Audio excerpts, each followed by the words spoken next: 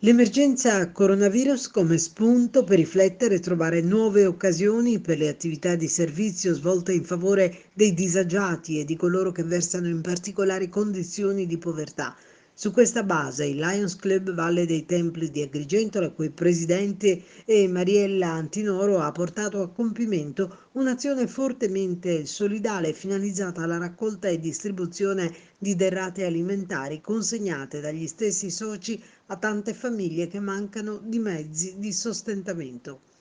Il nostro desiderio di incidere nel territorio portando aiuto e supporto a chi ha bisogno, afferma la Presidente, ci ha indotto a porre attenzione a come sia mutata in questi mesi di emergenza la condizione della nostra società. Incertezza e smarrimento hanno in maniera imprevedibile e immediata colto tutti e determinato maggiori difficoltà e in taluni casi disperazione in tante famiglie che già annaspavano per la crisi economica.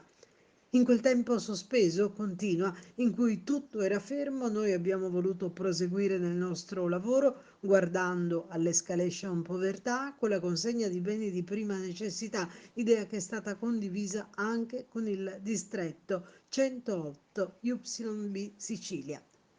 Siamo pronti a ripartire, conclude Mariella Antinoro, non appena concluso lo stato di emergenza, reinventandoci perché ci sarà tanto da fare e altrettanti saranno i mutamenti che il Covid-19 avrà determinato nel nostro modo di vivere, di essere e di percepire i nostri simili.